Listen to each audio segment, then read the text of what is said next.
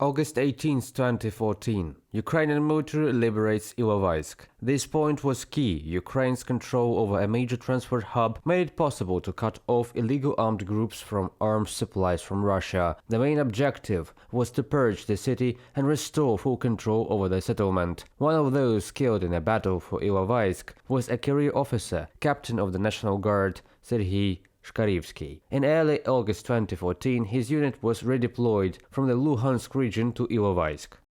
The first reconnaissance in force was on August the 10th. It was unsuccessful. The unit did not enter the city. The second reconnaissance was on August the 18th. My husband's unit and other units of the National Guard and the Armed Forces of Ukraine liberated part of the city. This was almost a half, and they fortified themselves inside the city. And at about the same time, regular Russian troops entered the Donetsk region, and actually for the first time in the history of this war, the Kremlin deployed a regular army in Ilovaisk. This was exactly the time when they pretended that there were no Russians there. The course of the Ilovaisk operation was determined by Russian troops. Later it became known the Russian regular army crossed the border and surrounded Ilovaisk. According to official data, the Russian armed forces consisted of 3,500 personnel, about 60 tanks, 320 armored vehicles, 60 guns, 45 mortars, and 5 anti-tank missile systems.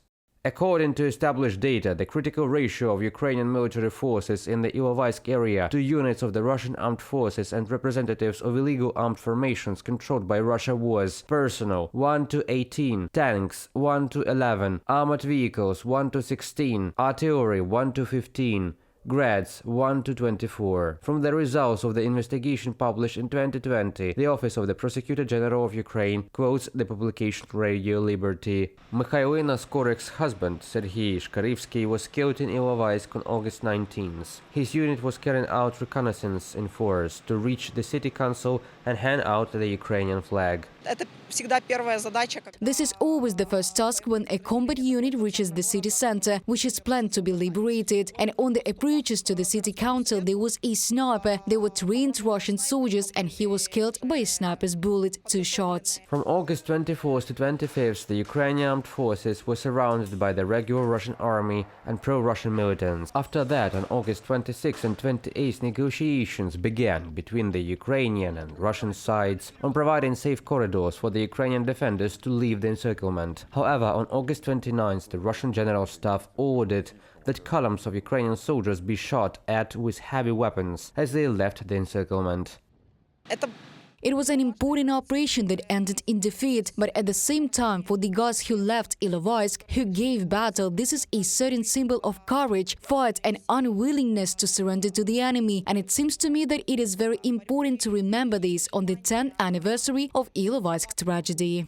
According to official data, 366 Ukrainian soldiers were killed in the Ilovaisk pocket. The Ilovaisk operation is called one of the reasons why Ukraine signed the disadvantageous Minsk agreements on September 5th, 2014 in Belarus. After 10 years, Ukraine's goals remain unchanged: the liberation of its territories and independence. The Kremlin's goals also remain unchanged, at the cost of lives of thousands of its citizens, to realize the obsession of dictator Putin to seize Ukraine. Ilovaisk is not only a tragic event in the history of Ukraine, but also a page of Ukrainian invincibility. It is a rank and defeat of the Ukrainian military. Remember that despite the losses and deception by the enemy, our soldiers did not surrender, but continued to break out of the encirclement and fight. This day will always remind us of the treachery and perfidy of the Russian aggressor, that any negotiations with terrorists and murderers are a deadly matter, and that they cannot be trusted. Alexander Syrsky, Commander-in-Chief of the Armed Forces of Ukraine, on Facebook. Today, the Ukrainian army is well-trained, motivated soldiers. The armed forces of Ukraine are armed not only with weapons provided by partner countries, but also of their own production. Earlier, President Volodymyr Zelensky said that Ukraine had already tested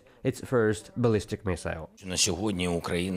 Today, Ukraine is in a situation where we must compromise with those people who came with a different mission, to destroy us completely. The whole world is waiting for Ukraine to come up with a compromise plan to end the war tomorrow. Many would like to hear this, but I will not surprise you. With Putin, not only compromises, but also dialogue with Putin is empty today, meaningless, because he doesn't want the war to end diplomatically. He is supposedly ready to end it diplomatically, but for 30% of our land to be given to him. And and we cannot play alone with him in this. Today, the entire civilized world is on the side of Ukrainian democracy. Ukraine honors and remembers every hero who gave their life or continues to fight for independence since 2014. Reported by Pavel Shtermach, Yulia Granovska, UATV News.